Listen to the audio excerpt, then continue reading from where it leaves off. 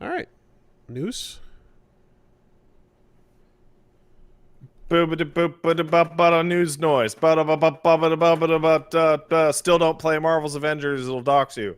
All right. So yeah, that's that. That's docket piece. Then it's quite simple. Marvel's Avengers got updated, and it patched in some kind of bug, which shows your fucking IP address on screen, and that's a bad.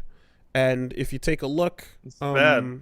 It's bad. it's got your username and then your IP address, and the screenshot I saw was actually like censoring something else as well.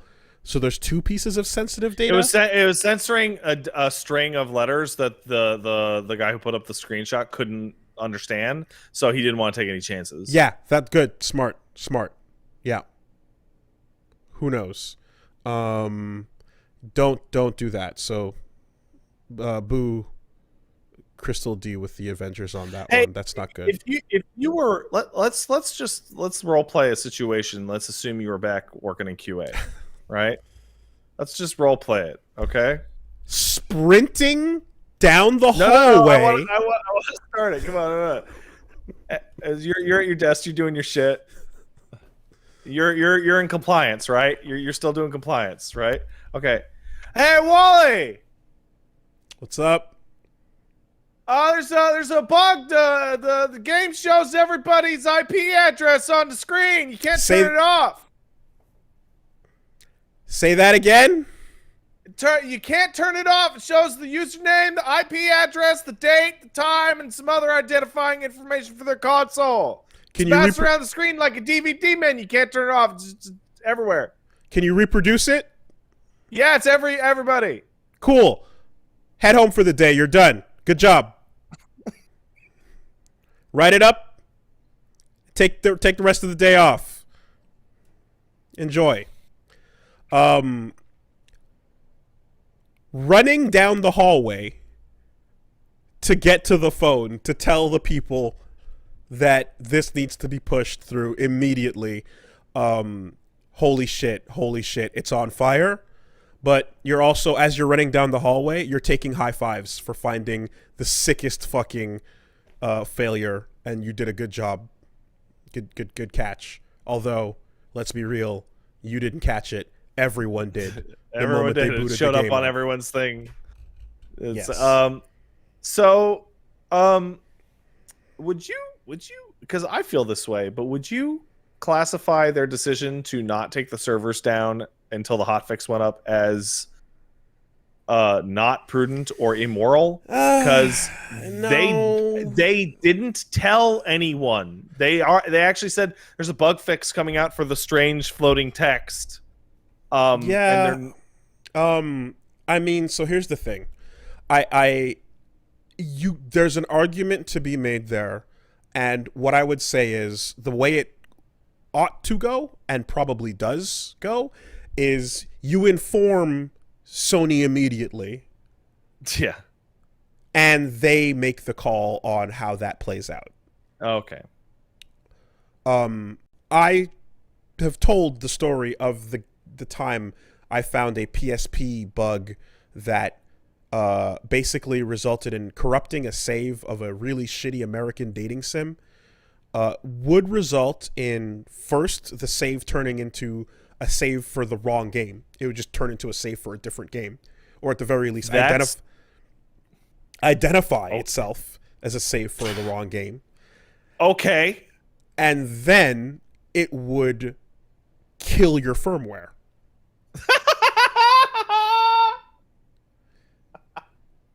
And the process of reproducing the bug meant we had to go and do a fucking,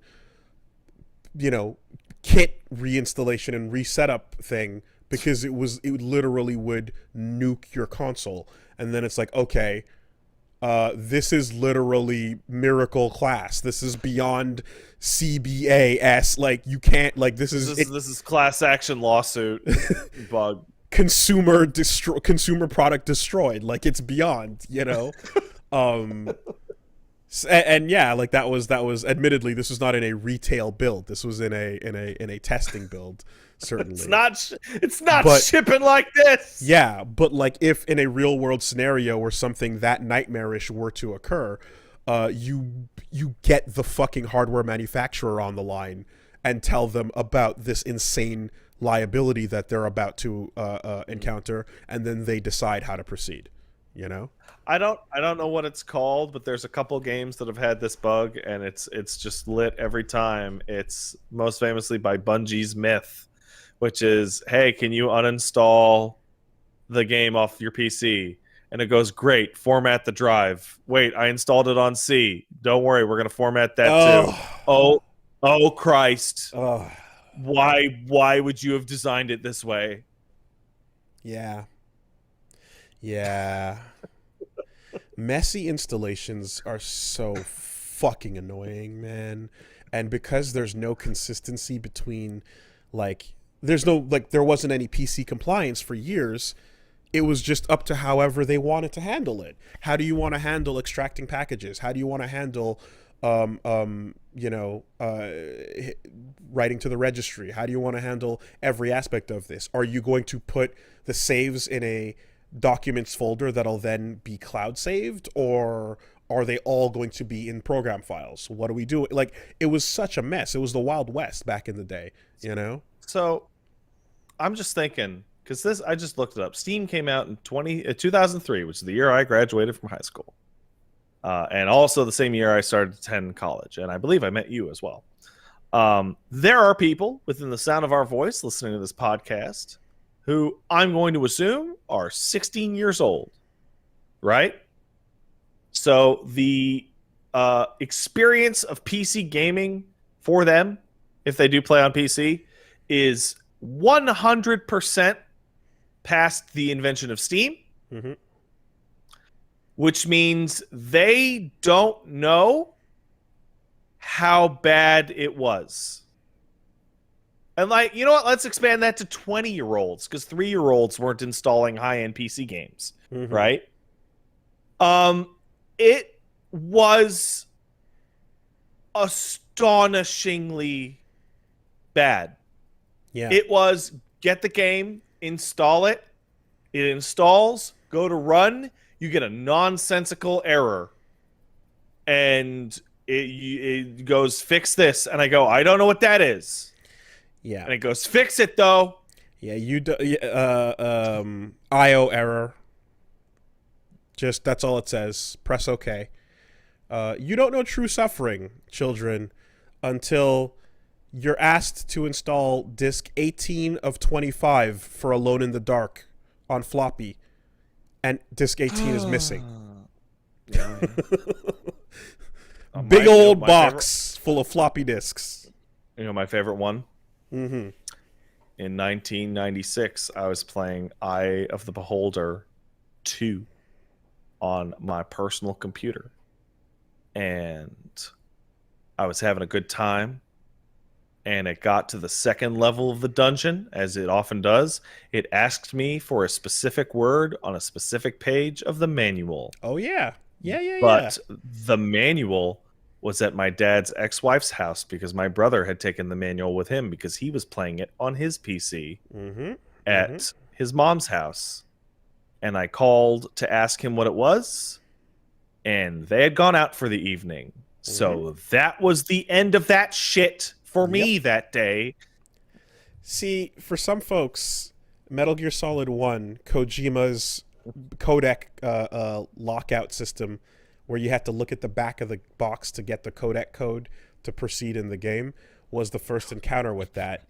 But wow, that aged like shit, by the way. Oh, yeah. In a world of digital. The digital version of MGS1, like, it's a problem. Yeah. Like, you can look it up, but Yeah. like when he says back of the CD case, it's not even actually clear what he means because you have gotten a CD in the game earlier.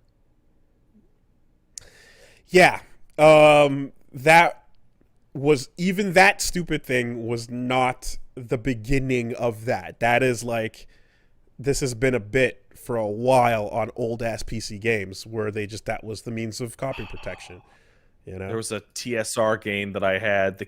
I can't remember the specific one. I want to say it was Menzo Baran or whatever that is. It came with a goddamn code wheel. Oh yeah. And it's like, God damn it. Don't copy that floppy. I bought it. Don't copy that floppy. What are you doing? And then you know what the solution was? Photocopy the manual. Sure. Yeah. Just That'll photocopy do it. That'll do it. Yeah. I mean, I'll never just pour one out. I will always fucking remember Oz games back in the day when I was growing up in Chamonix in Laval. The Super French. They had oh man, I've never heard that term, but you're super right. Man, the Super French. Yeah. Oh, there it is. And we had Super Video Choix, which was like for your games, and if you're lucky, they had like a Mortal Kombat 1 arcade cabinet for the first time in your life. That's crazy. You're pulling the Velcro buttons off of things like, does that say Street Fighter 2010? What? It does. It does say that. And you're holding the button, and then you're like, wait, let me look at and you look at the back, and you go, you motherfuckers, you almost got me. And then you leave, and then you go to the mall next door where they've got Oz. And in Oz, they let you rent PC games out. And it was just like, do you guys... Do you know? And they're like, oh, yeah, we know. Everyone rents it once. I feel like that happened for like 8 months. I feel like that was the shortest like thing I've ever seen, because I remember seeing PC games for rent, and then I remember the feeling of where'd the PC games for rent go? They were just here. So this place kept it going for years. Oh my God, are you serious? For years. This was the same place where I went and I played the 3DO, and I fucking got my thumb blistered playing Way of the Warrior, right? All that shit, this one fucking joint that just, they had everything and they threw it up on the wall, and they when I was like well into high school, and we would like, out of curiosity, be like, oh shit, you want to go swing back by the old mall? And they absolutely had shit on the wall still, like renting out, like no fucks given at all. And I think like it was weird because there was a couple places where I think the way that like places like that, and there's another mom and pop shop in Verdun that was around for a while. The way they kind of got away with things was weird, because like they'd rent, but like they also sold. So anything on the shelf was also for sale technically, but you could just rent it if you wanted. You know? Excuse me. It was a strange thing, and I didn't quite understand, how this all was set up. But it seems as if someone were to walk in and be like, "Hey, what is going on here?" They're like, "Well, we sell video games, sir." What are those Velcro rippables about? Those are for the purchasing of the game. I remember I would ride. I used to live in a small town on the outskirts of the Montreal, and I would ride my bike to the Microplay to rent 5 games on a Saturday morning, and then I would come back 5 hours later before they close and return all of them and rent 5 more. Pre-Videotron Microplay, that is. This is pre-video. This is back when it was their own chain. This was 2000. No, this was 99, and these were PS1 games. And I would rent every new release on the Saturday morning, and I would go home and I would speed run them in my PC burner and then return and give them all back. And the guy would just stare at me and go, "You returning all these?" Go, "Yeah, they're great." And he would just stare at me and go, "Okay." I remember I remember the look on his fucking face so clearly, just like completely emotionless, like, mm-hmm. So, anyone who ran a video store, like, has dealt with VHS tapes fucking coming back in that exact manner. Oh yeah, immediately. You know, it's a 2-hour, 20-minute movie. Why are you here 2 hours and 30 minutes later? Basically. You clearly didn't rewind it, you asshole. What a jerk. Yeah. That was a time. That was a time. And what are you gonna bust then, a fucking 13-year-old kid for having a piracy ring? Go to hell. When that time ended, some places refused to let the end come, so they just fought against it for the longest while, and it worked. Anyway, I remember that guy giving me the dirtiest look post Videotron. Post Videotron microplay. It was still the same guy. He still owned his microplay. It was just inside of Videotron now. And it was the first time I had seen him in many years.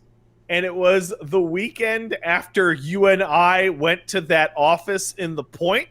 Mm-hmm. And he was like, "Oh, hey, you used to come around a lot." And I was like, "Yeah."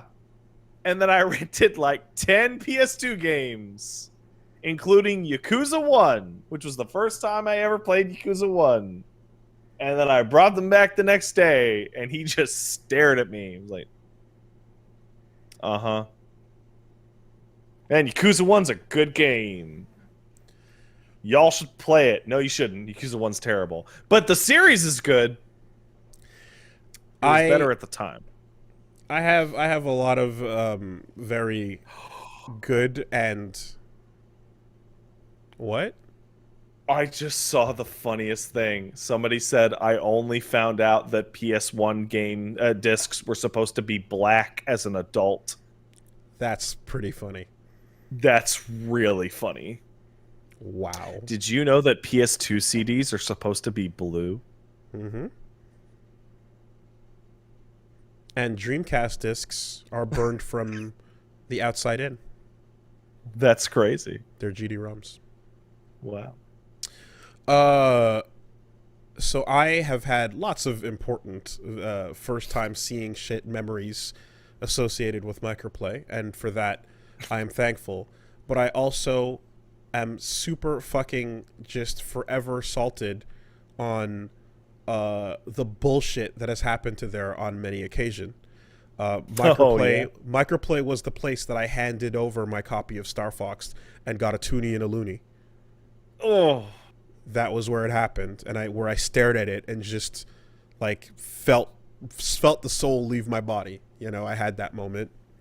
That was where I entered the No Mercy contest, where it was a cage match, hardest difficulty versus Kane, I think, and you had to get out in the fastest time, and I fucking crushed it, because for the longest while everyone was operating with the idea of like, at first it was like a minute 35, then someone got it down to like a minute 31, and then my friend got it down to a minute 29, and then I came in and I got it done in like 59 seconds, and the dude crushed it, and the dude fucking came over and went, "You cheated, it doesn't count," and straight up did not enter my score on the board. And I'm like, it's not my fucking fault you didn't come over here and see it. What cheat could I have done? What was there? What was it? What did I do? And then and he's like, nope, doesn't count. And then I wasn't able to get that time again, but that was the best fucking time, and he never fucking took it. You know, same place, same store where that happened. Fucking piece of shit. Um, um, I've got a microplay pain story. So in the second week of August 1997, and it is weird that I remember this so specifically, but I was excited to rent a new game because school was coming back. School would be back in a week or two. And I had played and replayed FF7 a bunch of times because it had come out that year, and I got it on my birthday on April 22nd. And I beat it June 10th around because it was the day I finished elementary school. I beat FF7 that night. It was sick. I was super stoked. It was a good start to a summer. And I was looking around, and there was a new game on the shelf, and I picked it up. And the guy was like, "Hey, you like the microplay guy I've been describing? Hey, do you like FF7?" I'm like, "Yeah, FF7's great. I played it a lot." It's like, this is by the same people about FF7. It's even better. It's like the new Final Fantasy. They just didn't call it that, but it's basically Final Fantasy VIII. It's super good.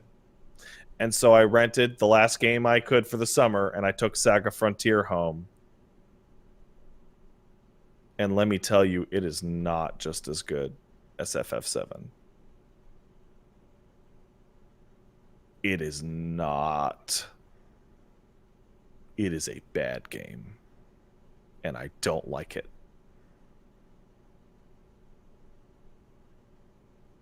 That game fucking sucks. That's the story? Saga Frontier bad? Have you ever played Saga Frontier? I have not. It has a cool logo. It's real bad. Okay.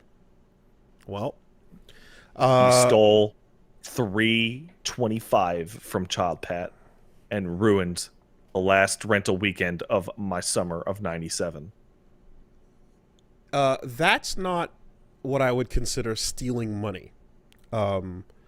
That's not that's you know what I would consider an attempt. I actually consider it larceny by false promise. Oh, okay. He obtained funds through dishonesty. What about when you see a bad movie and walk out of it? Theft. Okay, got it. Just burglary. Mm-hmm. Well, how about this? How about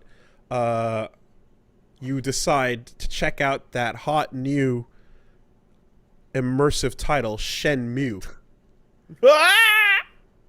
which of course you rent, but you don't just rent. You rent all 4 discs. Yeah. And take it home, play it. Don't get anywhere near the end of disc 1 is what it is. So come back, you know, whatever the day or two. I think it was literally the next day, whatever. It was a very short period of time. Come back, hand it back. Dude goes, "Yeah, disc 2's not working." And I'm like, "I only played disc 1. I literally did not touch disc 2. Who was the last person before this? Because that doesn't." And he's like, "Yeah, well, I don't know. We're having an issue with it. Doesn't work. So that's your damages. That's your problem. Fuck you. You know, I got to pay the damages on that." And I'm like, "I literally did not touch the disc. I only played disc 1. I can show you my save file. There was no, like, it doesn't, you know." And it's like, "Yeah, no, it doesn't matter. That's damages. You got to fucking," and I'm like, "Fuck off." Right. And it's like, "Yeah, well, you know." So I left, and then I spoke to my friend about it, and then I remember I spoke to my friend about it, and I remember, like, I don't know if it was like right away or what, but he basically was like, "You know what?" He's like, "Okay." He basically was like, "Disc 2 is replaceable. You know, we can figure something out." So then it was like, "Okay, go back to the store and like, hey, so you want me to pay for the damages? Yeah, okay. How about this? I'll pay for the damages, and you give me discs 1, 3, and 4, and then I'll just take those. And the damaged ones, it's damaged, whatever, it's no good. Give me the rest of this thing, and then we're good." right? Because it's damaged. What's the problem now? And dude's like, no, that's not really how we do things here.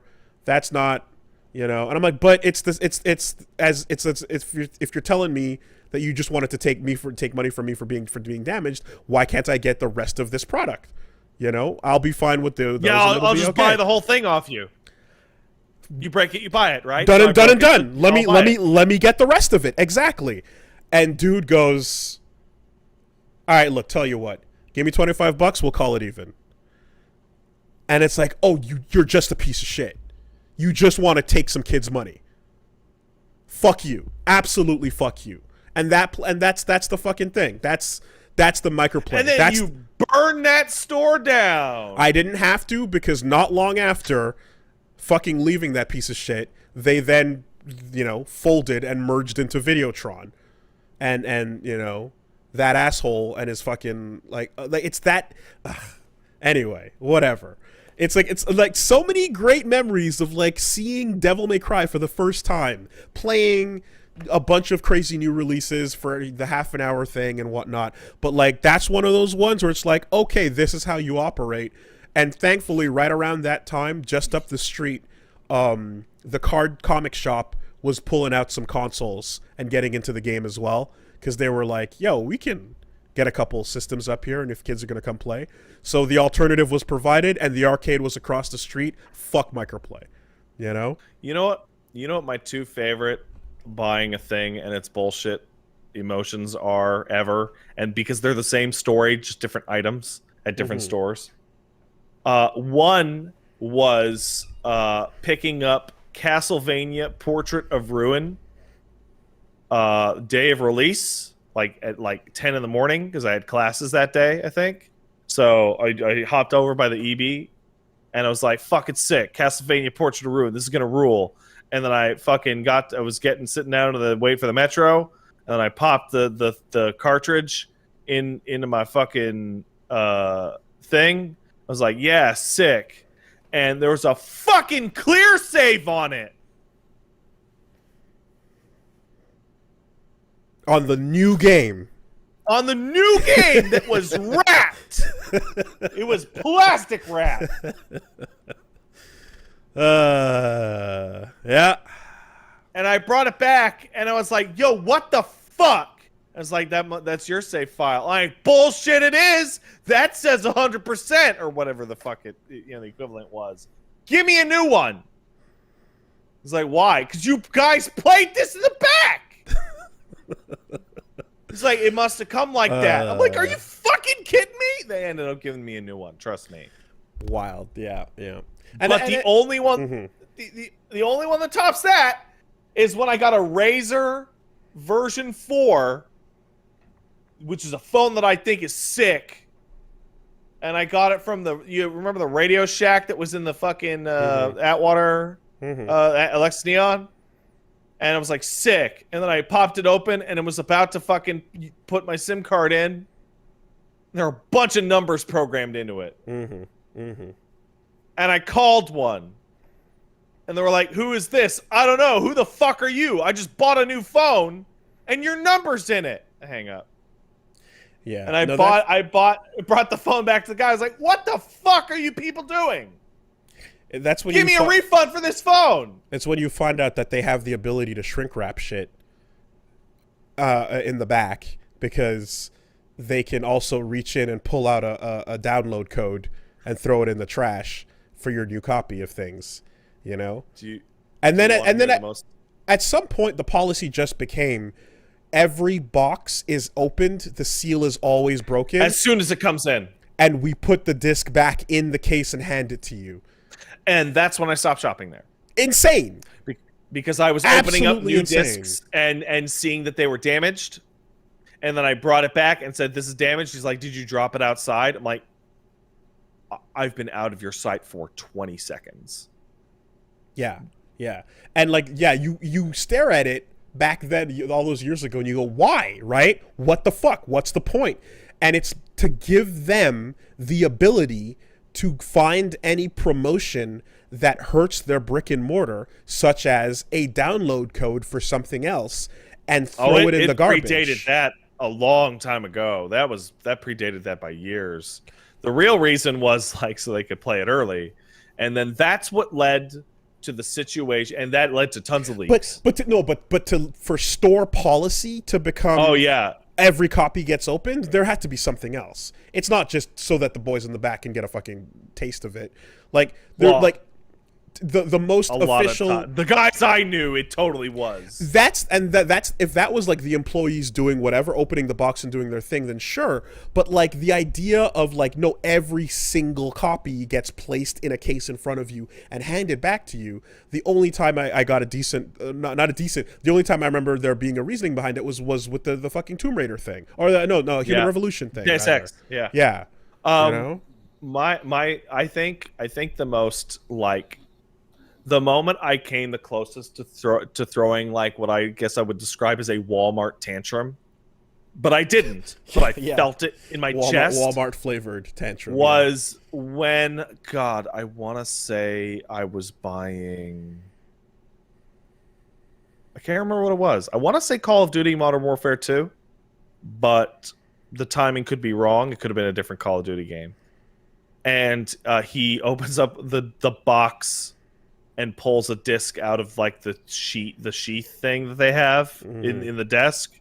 And I'm like, no, give me a new copy. He's like, it is new. I'm like, I'm watching you have an open box. Like, I don't know if you've played it. I don't know if anyone's touched it. You guys have. That was the same store that gave me the clear set. Like, you guys fuck. He's like, and he looks at me and he goes, "Do you want me to seal it with the shrink wrap machine?" So that it's well that and like and I just stared at him like mouth agape, like at the level of condescension. Yeah. Like, why are you treating me like a Neanderthal? What? No, I want you to go back in fucking time and not open it. And that store policy shit at places like that is what led to, I don't know if you guys have ever been in like a Best Buy when it comes in, the fucking pallet of Nintendo games that is massively sealed with yellow tape that says, do not fucking open this shit. I mean, how many of those does someone need before eventually it's just like, all right, fuck it, we're going to the Canadian Tire and walking all the way to the back and making a left and hitting their electronics section, and we're buying our games from Canadian Tire now. In between the fucking drills and the winter gear, because fuck this. The EB games that are in question, like I could not literally believe it because the EB games there was in the Eaton Center, and if you wanted to walk literally 10 minutes, there's a Best Buy there that didn't pull the same shit and had the same stuff. And it was a Future Shop at the time. Same thing every time. It was a Future Shop, but yeah. You would walk out of the Metro and walk into the GameStop or the EB Games and go, hey, can I have one? And they go to pull out the disc. You would fucking never mind. And you would walk an extra 5 minutes to that Best Buy and buy it there. Can I get a real and fucking... Eventually, yeah. And eventually you just stop turning into the EB Games at all. For you guys, it would be GameStop. And it's like, holy shit, you guys just trashed it. And it's like, people think I'm insane for having like all digital libraries because of all that shit. And it's like, one, physical copies they rot anyway, and two, the space problem for people who buy lots of games. But three is like, oh my God, I have had decades of almost all of my worst retail experiences have been inside a games retailer. And even it's unbelievable. And like the Xbox 360 games and shit, they had like seals on the case specifically to be like, yeah, this is brand fucking new, you know? And it was abysmal, but whatever, man. These places, you know, it's somebody in the chat says that they had a distributor that sold Nintendo Switches with gift cards in them, and their boss removed the gift cards and sold them separately, which is theft. That's straight up theft. Literally 100%, unquestionably, completely. That's so. And so that's the thing is like I bet you like every single person listening to this, it's like you all have fond memories of the brick and mortar game store that you used to go to, but at some point they tried to fuck you, and maybe they did it multiple times, you know? Hey, so which is more infuriating, Willie? Everything that we've talked about right now so far, or Dude, when is King of Fighters 11 coming out? Tomorrow.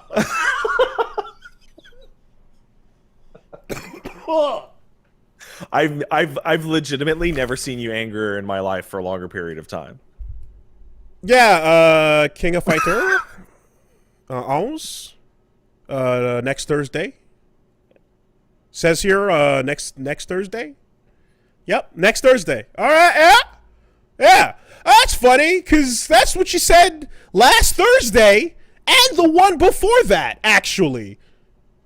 And you're not even, like, you roll your eyes when I approach the counter now. And my money is in the thing. Where is the game? You took my money to get it. You told me it would, like, how many, and it's just like you see that, like, uh-oh, he's walking into the store phase. Like, whew. Yeah. And the interaction is, hey, do you have this item? No.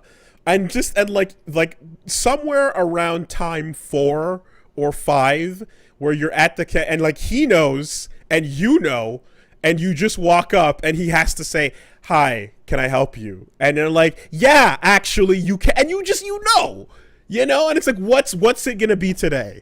It's like, oh, yep, doesn't seem this. Thursday? Should I try next Thursday? Fuck, yeah. Anyways, I had a really similar thing with for Call of Duty 4, where it came to our our EB games for whatever reason 3 weeks late, and I had I went to school very nearby there, so I had the time to just walk over and spend 10 minutes to just walk over and check. Hey, is it in? And he'd be like, and at some point, the dude said, no, I don't know. Stop asking. And I'm like, I paid for it. Yeah. You took the money that says it's going to... You took my money. Yeah. And it was the guy. I'm like, you took my money.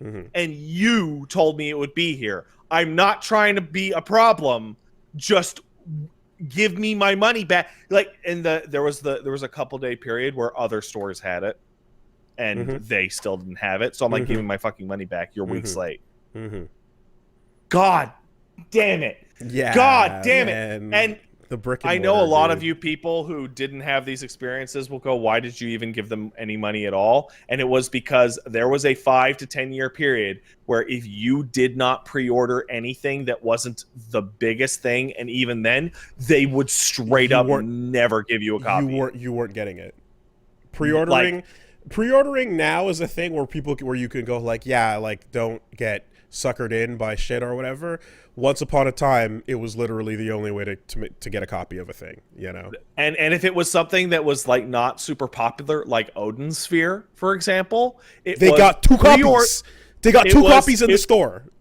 It was 10 pre-orders. They got 2. So you had to have a pre-order, and you had to be the first one there when the store came out. Oh my god, 1,000,000%. Yep. So just the fucking indignity of looking at you like, what the fuck are you bothering me for? And the actual ultimate scam was that if multiple people... I saw this happen. I was so angry for the other guy. But when multiple people came in simultaneously and there was not enough, it went by how much money was already down on it.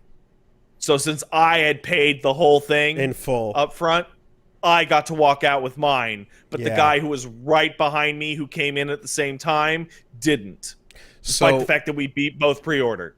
I don't know. I've never gotten this verified by a second source, but I had one person tell me that when the whole next Thursday thing is a policy, they were told whenever someone asks when something is coming out, give them a return point to come back to the store. So everything that we complain about is, it is always so sad to me. You could always tell who was actually scum.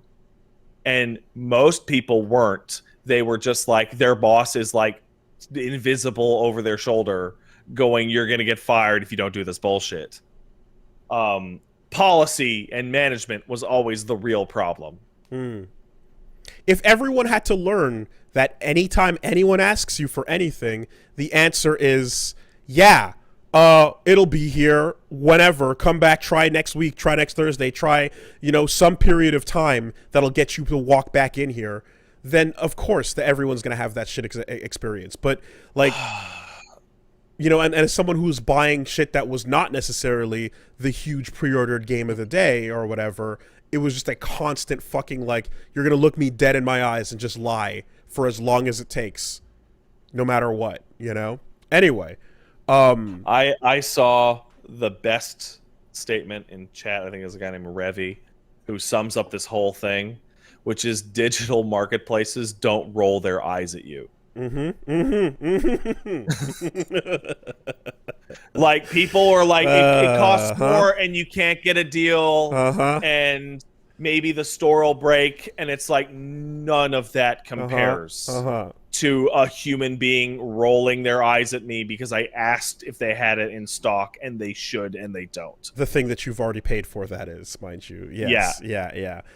Guy, anyway, just God bless, my boy King, who just, he lived close enough by that I was able to go see him, and he had the setup, he had the burner, and he was just like, yeah, we can figure out Shenmue Disc 2, no problem, and I got to see the truth of that exchange with that option select in my pocket. Like, I'll pay your stupid fee, give me the rest of the game. And like the mask off moment of, oh no, wait, I'm trying to fucking take money out of your pocket, not make a transaction here.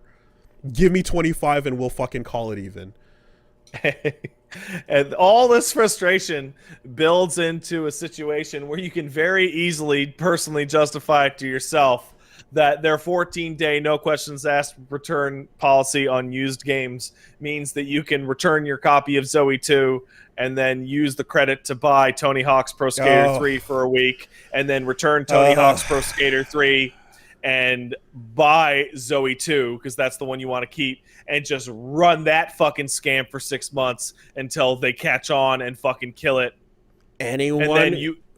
Anyone who has the patience to play that game, the credit rental system of like, trade up this, get that, always new, never spend a penny, like, God bless. I don't have it in me. I don't have the fucking drive to, round up all these physicals to get the one new thing. But I mean, when I've seen it work, I've seen, I have a friend that's like, Shmup God Pats walked out of the brick and mortar stores with a brand new DS that was all credit, I'm not talking about that. I'm talking about there was a period around 2005 where if you walked in, well, actually it was around Zone of the Ender 2. I remember that vividly. If you walked in and bought a used game, because used games were open instead of sealed, they would take a full refund within 14 days for any reason. So you would buy it, and you would beat it, and you would refund it, and you would buy a different new used game, and then you would buy it. And I ran that scam to the point where I was at a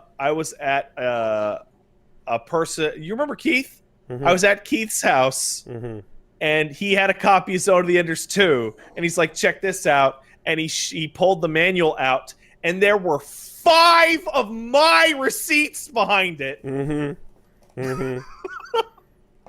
Yeah. And honestly, because that's what I did with the receipt. I would put it behind the manual. And they didn't care because they were making 95%, literally 95%. That's what the report said, of their money on reselling used of games. previously used games that they already sold. Exactly. So you doing that with the exchange system just meant nothing. It was a drop in the ocean of the 5 Mad World price stickers I have on the Mad World box stacked underneath each other, I remember why I used Zone of the Enders 2 is because it cost $92. And value. So no matter what I wanted to buy with it, it was always going to cover it. It was going to cover it. Okay. Yeah. It was almost kind of like money laundering, because I'd bring back a game and a gift card, so it didn't look like I was doing it. and you wait till the guy who didn't do your transaction last week moves over. And like, oh man, and you go to the different GameSpot, the one in Angringo. And So yeah, oh, fuck that place. That's what it was like installing games before Steam. Yeah, yeah, that's what it was like.